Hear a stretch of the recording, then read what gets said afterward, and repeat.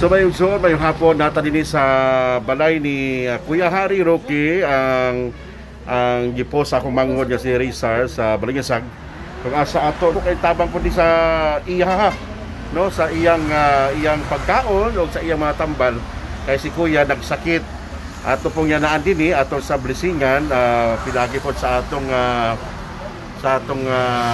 ministry no sa atong grasya nga kailangan ginatuan ang mga may sakit. So muna atong nabigyan o nahatagan og grasya o blessing si Kuya Hari og mo ni iyang sitwasyon sa iyang gamay lang gid siya nga space nga dinhi sila nagpuyo sa may baliwagan. So Kuya Hari, salamat kayo ha. Og salamat sa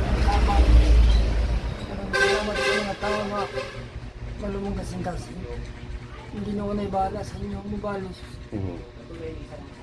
Ayo-ayo ka ha. Permanente ha. Kaya Hari sa moniyang mga pagkaon guys, ang nasa in partner nangita o pamaagi pod nga maka additional pod sa ilang para sa ilang pagkaon o para sa ilang tambal. Actually gusto na gid siya muli sa Pagadian kay taga Pagadian man siya, dili sa taga Balingasag. So, daghang salamat sa mga naghatag kaniya through GCash o sa mga kaigsunan nato bisag asa. Na kay GCash? Wala. Na kay number? Ay, katong i-post si Dodoy. Katong 280, katong number sa cellphone. So wala kay GCash. Imong partner na GCash wala. Walang anak. Imong anak. Amang imong anak ron. Sa Pagadian. Pagadian. Sige lang, mas maayo itong ikaw yun kay para matagaan yun kung natagaan ang uban. So now nagmay nga para po pamiliti nila paingon sa Pagadian.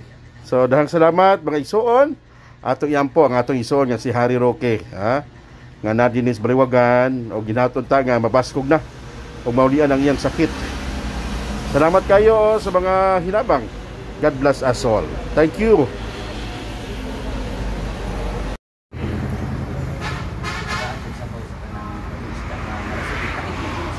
Si Kuya pod ang iyang kailang amigo nga hatag pod og ginagbay nga pagkaon para pod makasuporta sa panginanon sa usa ka iso nato nga sakit si Harry Roque. Og pinagi pod sa tabang sa manghod Rizal Roque sa pagpost naton nga daghan tabang-tabang sa mga naisakit din labaw dinhi sa barangay sa Misamis Oriental. Kay mas maayo matrinig pa.